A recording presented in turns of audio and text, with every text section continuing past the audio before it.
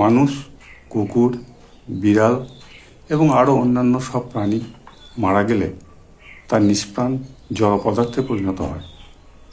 এদের দ্রুত সরিয়ে না নিয়ে গেলে পচন ধরে এবং দুর্গন্ধ ছড়ায়।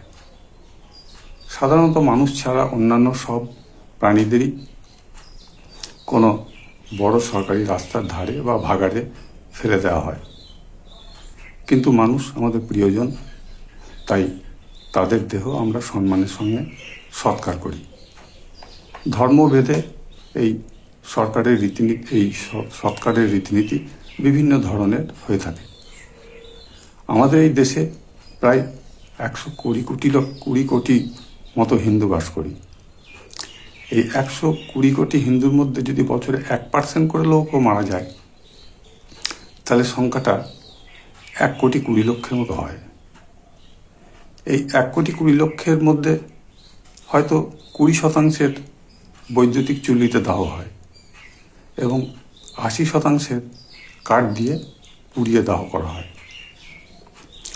তাই 1,20,00,000 মধ্যে 20,00,000 80% অর্থাৎ 96 লক্ষ মানুষের প্রতি বছর দাহ করতে গেলে কত কাঠ লাগে, অর্থাৎ কত গাছকে কাটতে হয়, এটা একটা বিশাল চিন্তার বিষয়।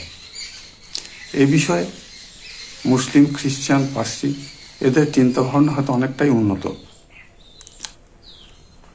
আমাদের দেশে কত ভাই বোন আছে যারা তাদের বিভিন্ন অঙ্গের জটিল রোগে আক্রান্ত হয়ে মৃত্যুর দিন গুনছে। আমরা তো আমাদের এই মৃতদেহটি পুড়িয়ে বা কবর দিয়ে নষ্ট করে দেব, কিন্তু যদি আমরা মৃত্যুর আগে মরণোত্তর দেহ দান করে থাকি, তাহলে মৃত্যুর পর এই দেহখানা থেকে বিভিন্ন অঙ্গ প্রত্যঙ্গ এই অসুস্থ ভাই বোনদের বাঁচাতে অনেকখানি সাহায্য করবে। বৃদ্ধ দেহের হয়তো কোনো অঙ্গ প্রত্যঙ্গ নেওয়া যাবে না, কিন্তু সেই দেহটা ডাক্তারি পড়ুয়াদেরও কাজে লাগে। এ বিষয়ে উন্নত দেশগুলোর থেকে আমাদের দেশের চিন্তাভাবনার ফারাক অনেকখানি, এবং তা খুবই উদ্বেগের বিষয়। বেঁচে থাকতে হয়তো আমরা কেউ মানুষের উপকার করে যেতে পারি না, অনেকেই পারি তো অনেকেই পারি না, কিন্তু মৃত্যুর পর যদি এই নিষ্প্রাণ জড়পদার্থ দেহটাকে দিয়ে যেতে পারি, তাও হয়তো কিছু মানুষের কাজে লাগবে। তাই আমাদের অসুস্থ ভাই বোনদের বাঁচাতে যদি সবাই মিলে উদ্যোগ নিয়ে আমাদের মরণোত্তর দেহদানের কর্মসূচিকে সাড়া দিতে পারি, তাহলে মানুষের বড়ই উপকার হয়। ধন্যবাদ।